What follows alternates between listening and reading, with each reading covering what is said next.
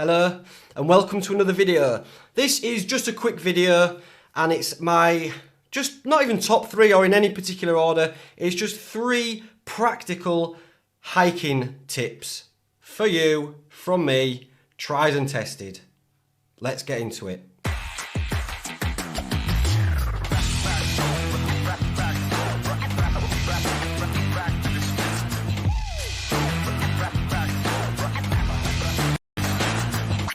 Number 1, gaffer tape, gorilla tape, whatever you want to call it, it's tape. Wrap some of this tape around your hiking poles or just one pole because you can fit a decent amount of it on there. It doesn't weigh anything, it doesn't get in the way, and it is excellent for a myriad of different uses. I've used it to, I've had sliced holes in my down jackets, I've used it to patch up them. You can patch up your tents, you could use it for first aid, there's all sorts of different things that you can do with it. And it's definitely worth doing and spending a little bit of time just wrapping some around your hiking pole for in case you ever do need it. And that's as simple as that, and that's number 1.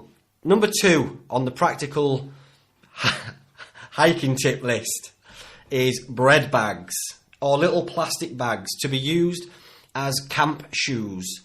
When you get to camp at the end of a long day, instead of taking an extra pair of shoes or some Crocs or flip-flops or whatever it may be, use the bread bags, put your dry socks on, bread bags over the socks, and then you can put your feet back in your wet shoes. Your socks still stay dry. As much as it costs for 2 small loaves of bread, you chuck the bread bags on, your wet shoes go over the top, do all your stuff, off they come, and your feet are still dry, and it's taking up no room in your pack. It's a no-brainer. Number 3, shoelaces. Tying your shoelaces. I mean, everyone takes it for granted, you know, you learn to tie your shoes when you're a nipper, and you never second guess it. Especially with some hiking boots. My Salomon GTX, are they called GTX? Or my Salomon, the shoelaces, when not tied this way, would come undone. So when you're up and down the fells or mountains or whatever it may be, you can be guaranteed that your shoelaces aren't going to come undone, because when you've got your backpack on, if it's a heavy backpack and your shoelace comes undone, oftentimes you might have to take your backpack off just to tie your shoelace, because all that weight on your back, you might be going arse over elbow. The usual way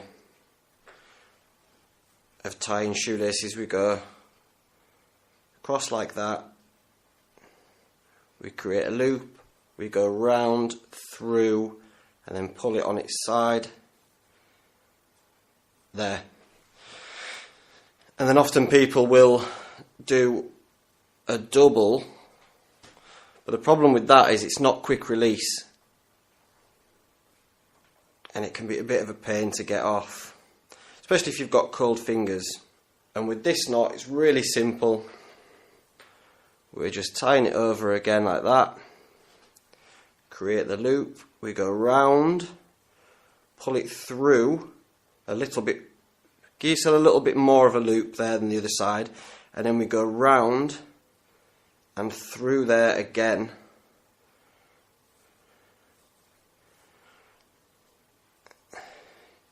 A little bit of adjustment, and there it is. It's pretty simple. Now that won't work its way undone, and it's also quick release. So again, over the top, a loop, we go round, through, and then we're going through again.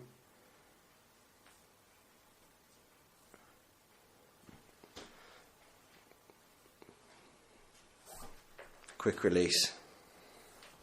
And there it is.